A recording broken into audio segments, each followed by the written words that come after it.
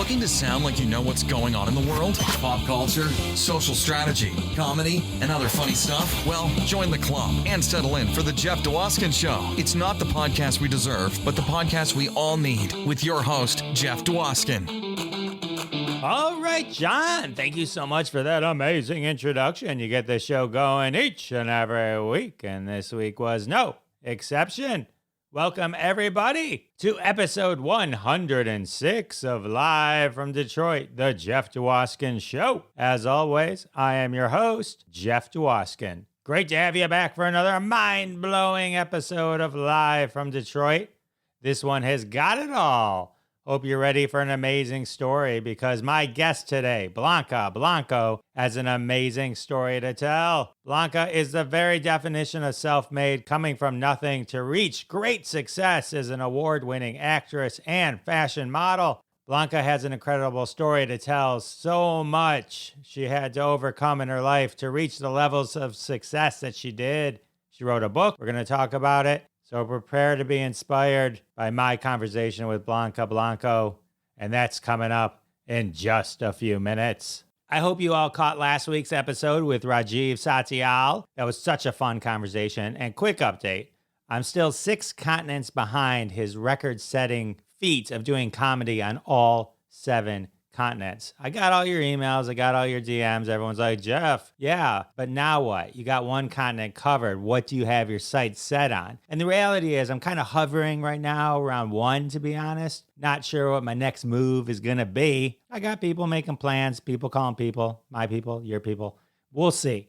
We'll see what happens next. Oh, and I do have some other exciting news to share. If you're listening to this on air date and you live in Michigan or close to Michigan, on March 11th, 2022, I will be at the Magic Bag Theater with Tammy Pescatelli. That's right, Tammy Pescatelli from episode 96 of Live from Detroit, the Jeff Dwoskin Show. We're together again. We worked together a while ago at Mark Ridley's Comedy Castle, and now we will be performing at the Magic Bag Theater in Ferndale, Michigan. Search the Magic Bag, the one in Ferndale. Head on over there for tickets if you're in the area. I would love to see you there. Also, quick update on episode 102 with Mike Binder. My wife listened to that episode. She doesn't listen to all the episodes, because she gets me every day. You guys get me special a couple times a week, but she hears me every day, all day. So she doesn't always tune in. But lucky for me, she listened to that one. That's the one where Mike Binder makes fun of me, not once, but twice, about the backdrop in my office. Because when we do the interviews, it's over video and we can see each other. This is just audio. And my wife called me out on that, and she had a hilarious good time doing so. So thank you, Mike Binder. If you haven't listened to episode 102, go tune in. It's a great conversation. You can hear that and the Jabs live. It's episode 102 with Mike Binder, and you can make fun of me along with my wife. Good times. And now it's time for the social media tip.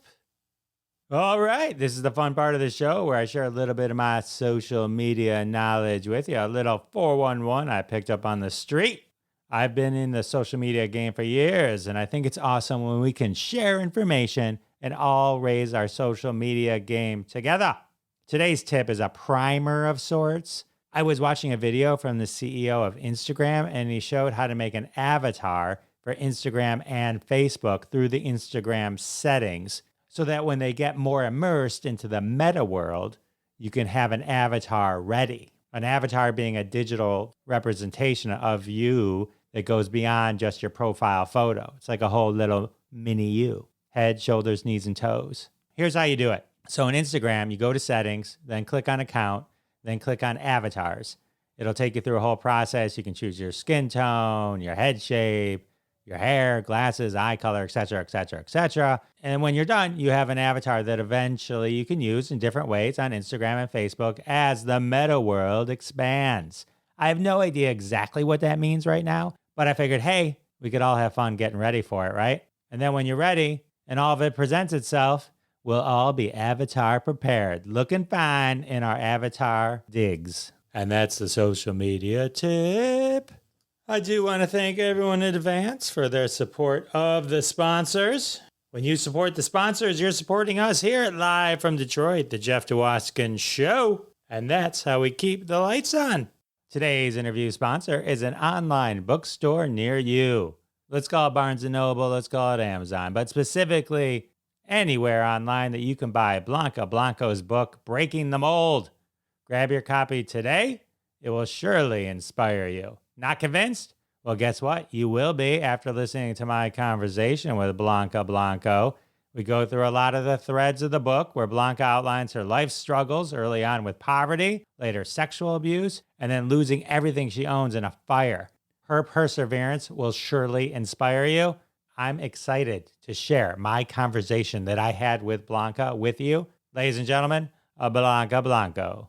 All right, everyone, I'm excited to introduce you to my next guest, actress, author, model, fashion icon, Blanca Blanco. How are you? Good. I'm doing great, Jeff. Thank you so much for having me in your show. I'm so happy that you read my book. Yeah, well, I'm so happy that you wrote it. I'm really excited to talk to you about it. It's really inspirational, and I know you wrote it from, having such a pain in your background and then using it to help other people. I think it's a beautiful thing. It was definitely a passion project during the lockdown that I had time to reflect on my journey, my life journey. And I thought we need more stories of hope and resilience because I'm seeing so much poverty and abuse and discrimination happening during the pandemic that I thought it would be good to have stories of that inspires people. Like I can make changes. And that's where Breaking the Mold came about. It's amazing how much creativity came out of the pandemic when we were all stuck at home, how many projects emerged and things that we just frankly never had time to do. All of a sudden we had time to do, and we were able to evolve in different ways and express ourselves in different ways. In your book, you talk about being a young child falling asleep in a frigid garage, and you make a promise to yourself that poverty's never going to define you. This is roughly when you're 9 and you've already moved back from Mexico. But let's go back and work up to that point. You were born in the United States. You moved to Mexico with your family. Talk to me about the years in Mexico. Those were the years that you, with your family, that you then worked to get back to the U.S. I was born in Watsonville, and then we moved to Mexico. And when we were in Mexico, we were experiencing also poverty, but also there was a lot of violence. And so a lot of kids were getting kidnapped. Kids were scared. I would hear in the news or the neighborhood talking about, kids that are being kidnapped. And it was traumatic for me and my siblings. We convinced my parents to move us to my grandma's to California. And so then we began selling everything. And it took us a few months because we also, which in the book I explain how we had the funds to come to the US and then someone stole the money. So I began to help my family by doing it to like a tostada stand, which is like a lemonade stand here in the US, something like that. So, and then my older brother and I would go and sell tacos and stuff in the street. Well, it was like a little bit of money, but my parents were able to finally get enough to move. And then we came to the US and we went with my grandma. And eventually my father got a job in Washington State as a migrant worker. And so he moved there first to get settled with a job. And then he brought us there. And we lived in a car garage. We didn't have funds to rent a place, but in the garage, we had no heating. We had no hot water. The walls were so thin and it was like negative degrees. So I would go to sleep every night very cold. And so I remember thinking like, I don't want to live like this for the rest of my life. So that's where I developed a lot of determination. Like, I wanted to take action. So I knew that I couldn't control what was happening to me, like living in poverty and experiencing all this, abuse and discrimination, but I could definitely be in control of my perception, the way that I see things. So I took action. I took steps every day. I wanted to break the cycle of poverty. So I don't want to stay like this forever. And I don't want to take the wrong path either. I want to have a successful life. I want to be educated and also be an actress. So when you live in a garage and you tell people like teachers that you want to be an actress in Hollywood, look at you like, okay, well, let's think something realistic, So that's where it's like, okay. You just learn not to say much about it anymore and just prove with actions. How did you take what they were saying to you and kind of push it aside and still push forward? I knew that I could either believe them or I could just say, no, I'm going to do my own path. I want to do this on my own. And I developed that skill of looking at things in a positive way, even though I had a lot of negatives. I realized when I thought of my problems that I was experiencing as a child, it was harder, to feel positive. But if I saw the problems as a challenge, then I was more determined. It gave me like control. Like I'm taking these steps to change this, and it's challenging myself, giving me determination. And I use that. So I learned to turn the barriers into challenges as a way of being able to look at it in a positive way. So I did that as a little kid. People ask me, how did you do that? No, I didn't have a therapist when I was a child. I didn't have a therapist. I just pretty much learned that by the way that I would feel things. It's like, oh, well, but if I look at it like this, then I can, it gives me like a sense of power. So that's why I tell people, like, even if you had a rough childhood and you didn't have therapy, you learn Bible skills. We're capable of overcoming challenges. So, and you can get therapy as an adult, put everything together, but definitely I worked on myself before I even knew what the technical terms were. And then later when you went to school, you used sort of that innate skills that you had with psychology and a master's in social work degree, right? Yeah, and that's another, I have my bachelor's in psychology, and then I have my graduates in social work. But when I started studying psychology, I was like, wow, I guess I've been working myself since I was a kid. But I didn't know the technical terms, but I was able to do things that were able to help me defense mechanism, like I was able to use that instead of coming, according to research, people that live in severe poverty and abuse and all these barriers, they're more likely to drop out of school, get pregnant early, go, use drugs, become alcoholics. Like all this is like, everything is against you because it's according to the stats. And I knew that I never liked those habits either. And I wanted to break that, I wanted to defy, I didn't want to be part of that stat. I'm like, I'm going to make a new number, like myself.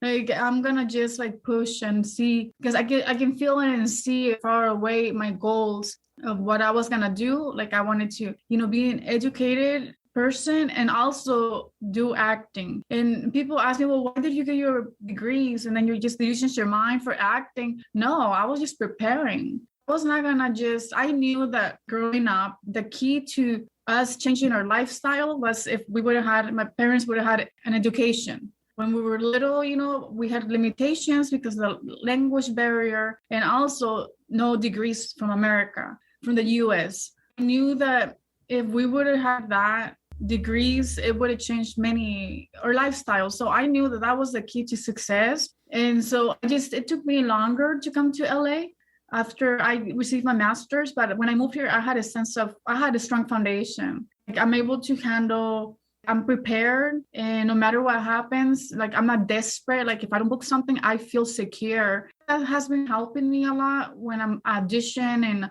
I try to be patient. And I've been doing a lot of great films, and my career as an actress is, doing very good. And I didn't have any family when I moved here, like in the industry. So it was just me, like with my dreams, And so I navigated the system and I tried to learn how it works. And that's what I just did, with that industry.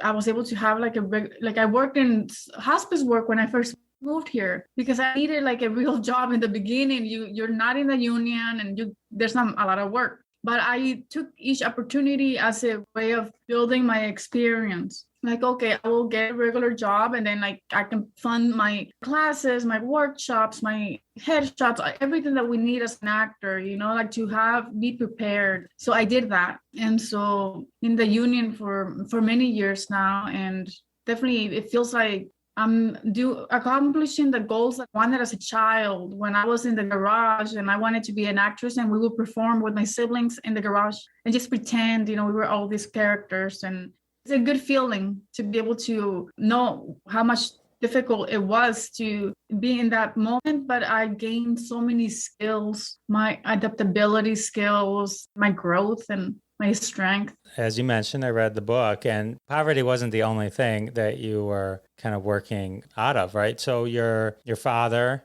was Yes. abusive. He wasn't abusive all the time, but he was very, he used, belts to hit me. He used whip from Mexico. That was another reason why we wanted to come to the US, because in Mexico, my father run the police department. So you couldn't really call and file a report. And the whole reporting at that time is just like not very common. And so when we came to the US, definitely he knew that we could call the police. So he didn't use the whip. He would just use the belt or a shoe, which is still pretty bad. But I'm just to give you an idea. So I didn't tell any teachers about it. I was too ashamed, like it was just embarrassing too. Like, I'm just like, your father is supposed to be a protector, So I just pretty much, I knew I had many challenges, but I didn't want that to stop me have a future. And I knew that someday I began speaking up. My father had very traditional views, like women belong in the kitchen, like very like old fashioned.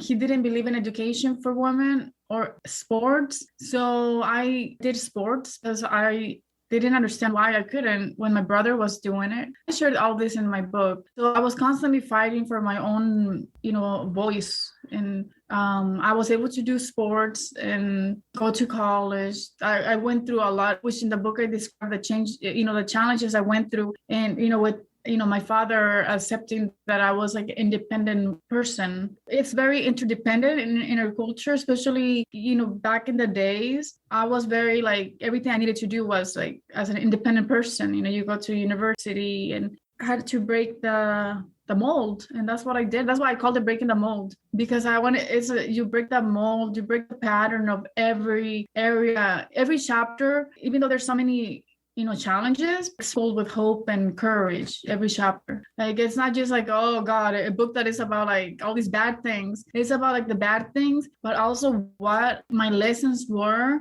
what tools I applied to help me get through it. And even now. So this is like continuous, the roller coaster, you have the roller coaster, but then you are like not quitting, like you're going to keep going. That's like the whole idea of my book. Yeah, it does. It balances between like autobiography and self-help. And I just thought with, when I was experiencing the abuse or just discrimination, I reminded myself, I worked on taking steps of just being, like positive affirmations, things like, I'm a strong person. Like, I will kind of just remind myself, even though I didn't believe it much, because it's like, oh, so many things. But every day I just worked on being kinder to myself, talking positive, reframing, reframing was something that pretty much is in every chapter. Like, that's how I overcame and many of the obstacles, but just like knowing that I am gonna accept who I am, and I'm proud, and whatever other people believe is their problem.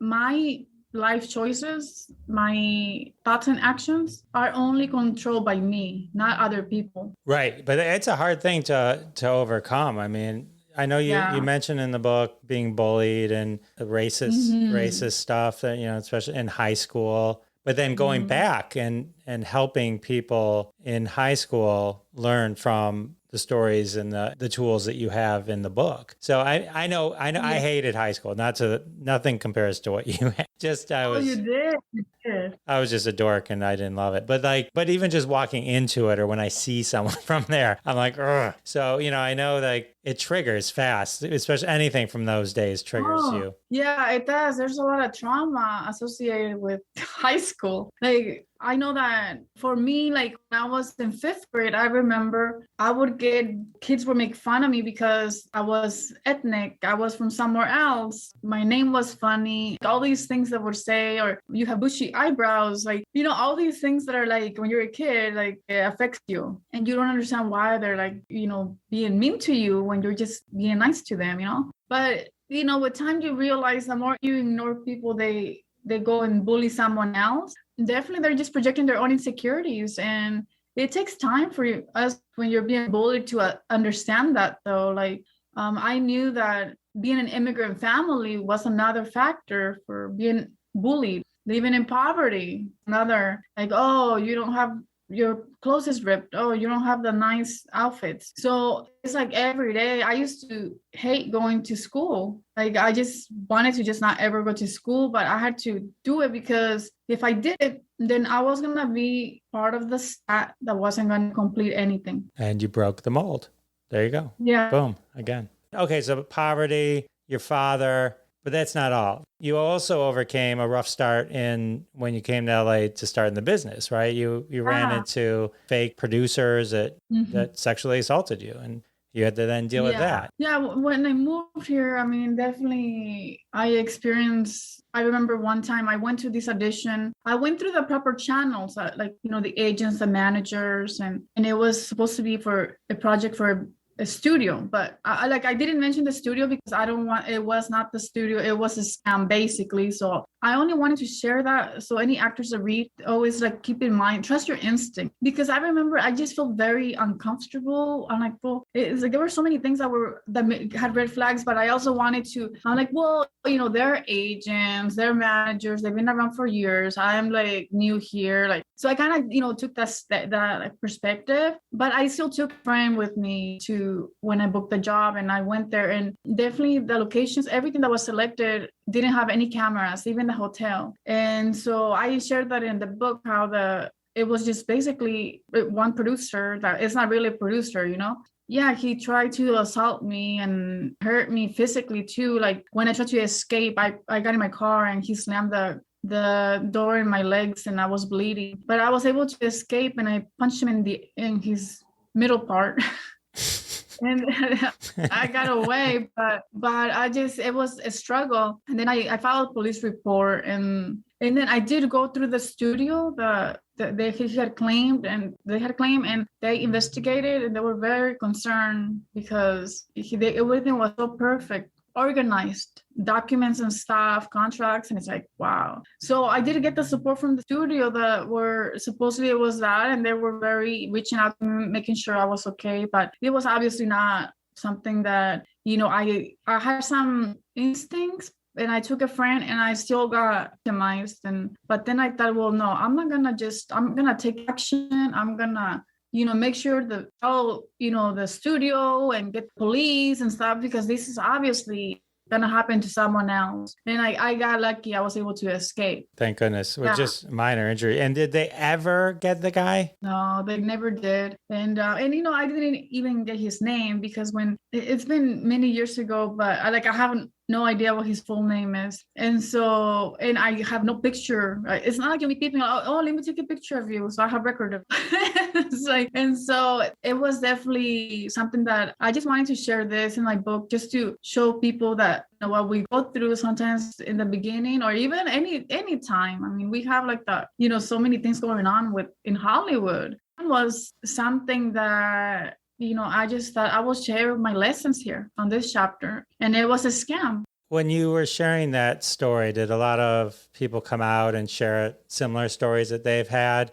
How rampant is that kind of thing in the industry? That they prey on women like that? That type of behavior, it's very common. After Harvey Weinstein, more people are being careful, and especially men that are using their power to, with women. And especially when they have a position that they can just do that, like they feel they can. But now in the last few years, things have been better. Like I feel they have been improving, where people are more like producer or anyone in the industry is careful how they approach people, because, it's like people are speaking up. I was very happy to see the Me Too campaign, people speaking up about their struggles, and very happy that that's happening, because that is like a shift in the industry, because that has been around for years. Have you been involved with the industry to help shed light on it outside of mentioning it in your book? I support people that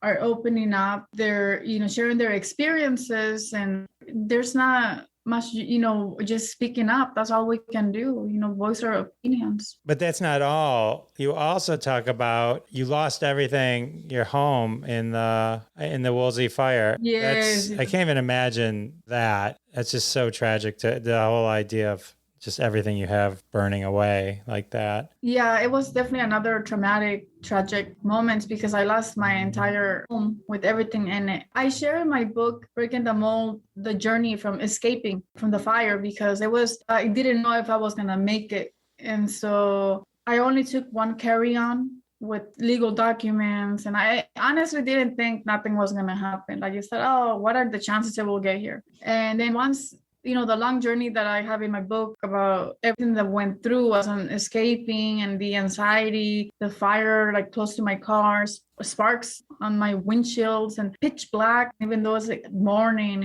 Once I escaped and I was able to sit down, I went to a place to look to see if the news. And that's when I saw, as the first 5 minutes, I see my house burning on TV. And so I talk about that. But one of the things that I had comfort knowing that I was and people that were, my close to me were safe. I remember from my childhood, I was able to do so much. And now I have knowledge and experience. I have a strong foundation. I can definitely recover from this. So I had that comfort. Like I was doing interviews and stuff, and I was doing everything. And I'm just like, people are like, well, you're handling it pretty well. And I'm like, well, I had like worse experiences from my childhood. I was just like, yeah, this is material stuff I can obtain, I'm alive, I can do that. I mean, I was the only thing that it was the family pictures or my book collection, because I am like a bookworm. I like to read every day.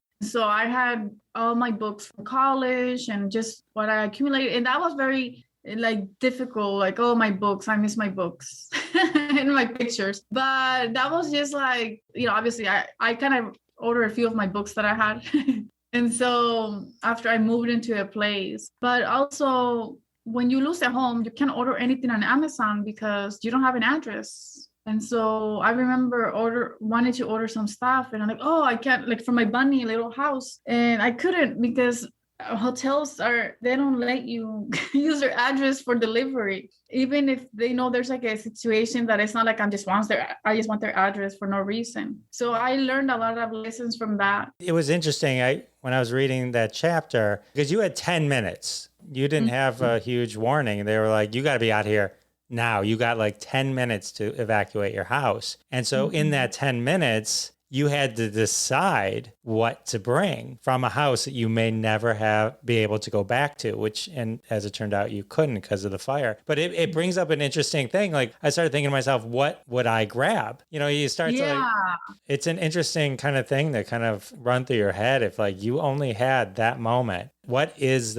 important to you? What is the thing that you're going to grab? It was interesting. It got me thinking. Well, that's good, because that was, growing up in leadership class or just anywhere, you're like, oh, what would you take if you had a fire and you could take 10 things? You think about, oh, I will take this, I will take that. But the reality is when you're in that moment, you have the emotional, the fear, and then you have you're all over the place with emotions. So you're not really thinking straight. That even if you had a plan, you're like, oh my God, you gotta get your bunny, you gotta get your, you're thinking everything that it's not as clear thinking when you know that there's a fire coming your way. What I learned, because I didn't take any of my jewelry, I didn't take anything, pretty much I just took one outfit in my carry-on. And later, once everything happened, I remember I thought about, oh, I should have brought this. Oh, but it's just impossible unless you have a list on your house, on the fridge. Okay, because of fire, take this. I think that's effective, because then you can look at it and be like, oh, okay. For me, getting the legal documents was important, because I was going to travel to Marrakesh within 2 days. Within 2 weeks for work. Right. The things that are hard to get back. Because even in your exercise you just mentioned, where you say pick 10 things, not only 10 things, it's 10 things that you could carry and put into that car based on the amount of people who are also in that car grabbing their things, right? And it's not realistic because you could be, oh, I'm gonna take, my grandma's machine, like sewing machine, like all these things, and you only have one carry-on. Like it's almost like everything goes out the window, like all the ideas that you might have. But I know for me, I just in that moment I was scattered, confused, like, oh my gosh, well, maybe it's not gonna happen. What if, I have a feeling it's gonna happen. So then, because what are the chances, that it's gonna get here? It's, you're like in denial, So that's what I had people say, oh my God, I would have taken all my jewelry, and say, well, you were not there, So when you're there in that moment, you can take whatever you want, but don't judge people for not taking their jewelry. Like, it's like I didn't stay there looking for things so I could get in trouble, I'm guessing here for a second, but growing up with close to nothing and poverty, your thoughts on things are different than somebody who grew up with tons of stuff around them. That's true, because when people grow up having everything, not having to work for anything, they don't know how capable they are of doing anything like that. Like, I knew I was capable of collecting everything I need again. I had the skills. I did it before, so I can do it again. It was just like hard that a lot of my books were or pictures, but I thought I could order the books again, and the pictures, well, at least we have some pictures still, at my parents' house. I kind of had to look at it like that, like in a positive way, because the reality is that it was gone. So I can't be like dwelling on the negative, What is the point? That totally makes sense. And then you talk about, as you're finishing up the book, your mom passed away. Very sorry about that. So that must have been hard. She was an important part of the whole story. She was basically the backbone of the book, She was my rock my entire life. She supported all my decisions. No matter how crazy my ideas were, she would encourage them. And she would never tell me, oh, that's thinking too much. Like, I would tell her I'm gonna go and be a Hollywood actress. She would actually say, well, just keep working at it. Like, I don't think she believed it was gonna happen, because nobody in our family or anyone I knew were in the industry. So, but I found a way, And so she was very involved in my book process. Like, I would share with her every chapter I was doing. Like, we would have Zooms, and I would be like, hey, so I just finished this chapter. And she was very happy that I wrote my book, because when I was a child, I had journals, and she would tell me like, you can always she will give me journals so every year, because I wanted to eventually write a book. So she was happy that I was doing that. And before she passed away, I read her some of the book, and she was very happy. And she pointed out some stuff that I forgot, like little details. I'm like, oh, like when we live in the garage, she's like, oh, remember when you would get blisters in your hands from the cold water? Oh, I totally forgot about that, like, okay. And then I went back and I added some details. It is the most difficult pain I ever experienced, losing my mom. But I was happy that I was able to be with her a month before she passed away, and I took care of her, and I helped her work on her last wishes, her to-do list that she wanted to do. I made sure that she completed everything. So by the time she finished she wanted to do, she died within a day. So I knew that once we completed her list, that she probably was going to be ready to go. She would be ready, and there's not much we can do. You can't keep people that they when they're ready to go, they're ready. And she was, even though she was young, she was 62, and she didn't have COVID. She had heart condition, heart failure and kidney failure, like last minute. All of a sudden she had that. And so she had a heart attack 10 years ago, but she was doing checkups, and all of a sudden, like after checkup, everything, declined. So we had to go through, we went through the hospital during the COVID, where we couldn't be with her because in the night or day, like only one person. So there was no switching. And, we're like a family of 7. When the doctor told her that she had 2 weeks to live, I was the one that I went to the meeting, and I was there with her, and I was able to help her through the process and guide my siblings. That's what I did in hospice. When I did hospice in Los Angeles, I helped my patients and the families through the end of life process. I think that's why I ended up doing the job, because it was going to prepare me to be able to help my mom. Other siblings, we were all involved, but everybody had different skills. One of my siblings, just couldn't really handle the news from the doctor or that type of conversation. So we'll put her in a different, to do other stuff. And I was okay with that because I wanted to make sure we had a good plan for my mom, make sure that when she's getting home under hospice care, that we have everything in place and all the resources that we need. So I was like pretty much like, in control as far as taking care of my mom when she goes home. I talk in my book about that experience, the whole of loss, because just the moment I was told about it, like I was working in Atlanta and I took the plane. I was doing laundry actually when I got the call, and I just, I was at a hotel because I was filming there. I don't live there. When I got the call, I remember, there's not a lot of details I can get. My siblings don't know what to ask, like, what is from the doctors, I don't know what kind of questions I should be asking. So I said, okay, I'm flying out today. I asked my brother to buy me to book my flight because I'm like I'm stressed. I want to make sure I have the right date and stuff.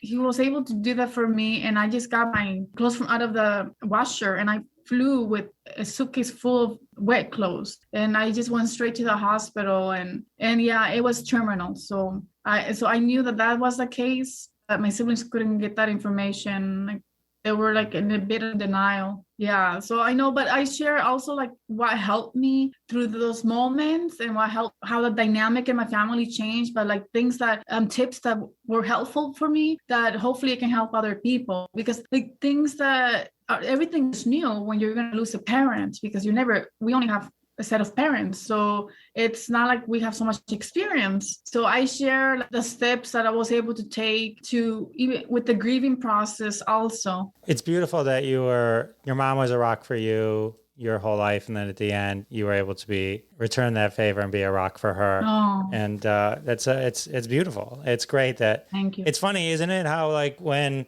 somebody's ready to go, they go. She finished the list, and then like my grandfather, we all visited, and then once he had said goodbye to everyone, then he died that night. It was, I think, just there's something that happens, I think, with the body when something can be completed on this plane, they're ready to go to the next. When I work in hospice, I saw patterns like that also. Like a lot of patients would wait till after the holidays. They're ready to go, but they will wait for the last Christmas, the last New Year's Eve. And then we had so many deaths in January. So people work very hard to stay alive for their family. It's amazing how that all works. I don't know what it is, what power in the universe, but it is amazing. Yeah, the strength that they have, even at the end, they work so hard. They know that it's going to happen, but they just hold on for that moment. Like we did a Christmas in June with my mom. She brought gifts for everyone and we opened gifts. It was like bittersweet because we know she's going to die soon. We have footage of everything as opening gifts and she's smiling and the kids, their gifts and everything. But that's great. Did your mom knew she was at the end too? Yeah, she knew she was at the end. She was very strong. Like she knew that she was very spiritual. So she would say, well, if this is what God wants, it's, I'm not going to fight it, She believed that. And the day before she passed away, after we finished all the lists, didn't move her legs at all. And she looked at me and she's like, I'm getting worse. But like I saw the fear in her eyes, like she knew. And then after that, she prepared herself. Well, God bless you for being there and helping her through that. It's so touching. Thank you. I feel like we've talked about all the adversity. Let's talk about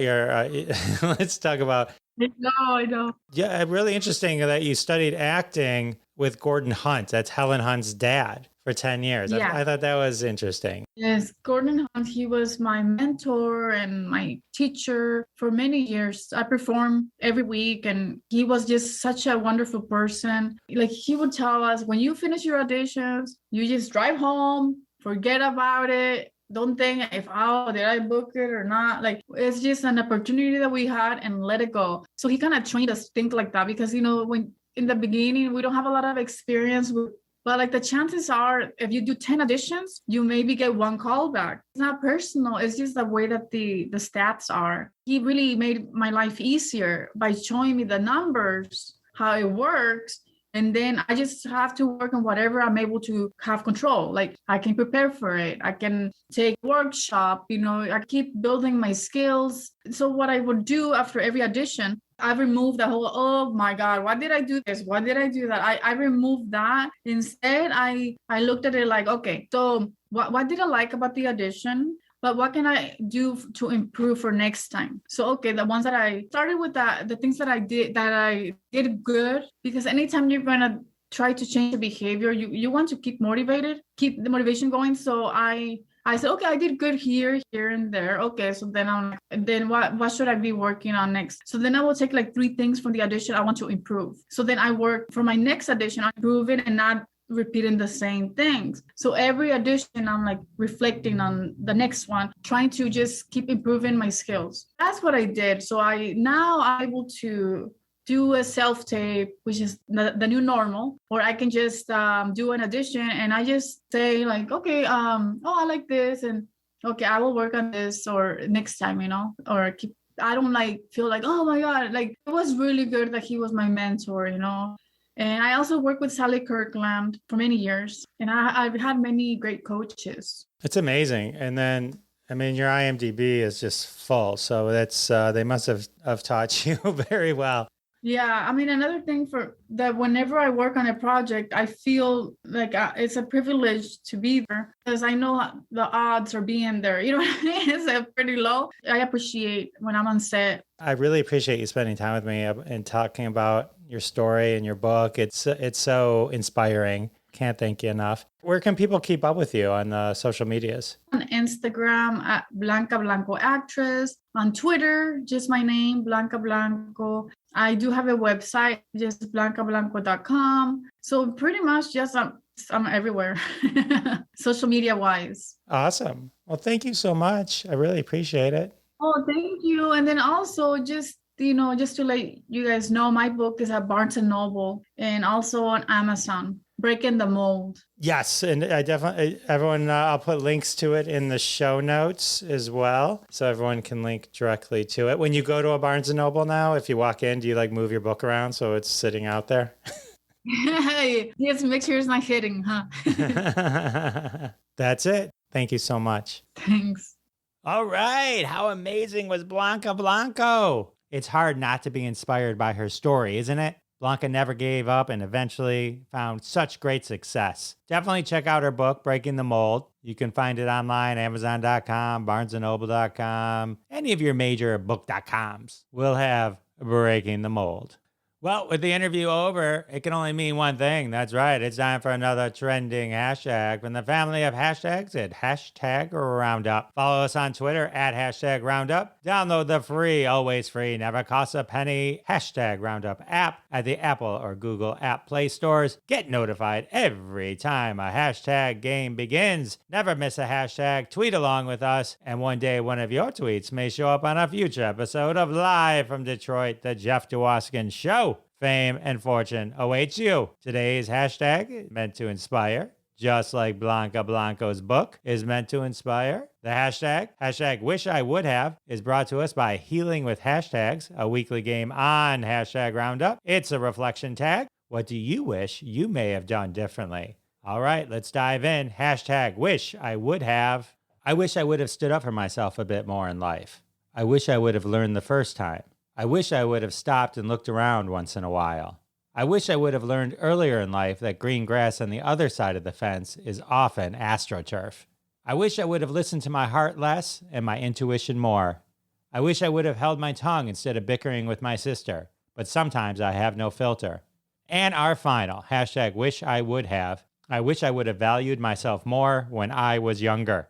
All great mantras, all great hashtag Wish I Would Have tweets. And you know the drill. They're all retweeted at Jeff Dwoskin Show on Twitter. Go find them, show them some love. Let them know if you connect with the message that they sent through that hashtag. I'm sure they'd love to hear from ya. Well, with the interview over, and now the hashtag complete, that can only mean one thing. That's right, we've come to the end of another episode. Episode 106 is coming to a close. Where does the time go? Special thanks, of course, to my guest, Blanca Blanco, for joining me. And of course, a huge thanks to all of you for coming back week after week. I can't thank you enough. It means the world to me. and I'll see you next time. Thanks so much for listening to this episode of The Jeff Dwoskin Show with your host, Jeff Dwoskin. Now go repeat everything you heard and sound like a genius. Catch us online at thejeffdwoskinshow.com or follow us on Twitter at Jeff Dwoskin Show, and we'll see you next time.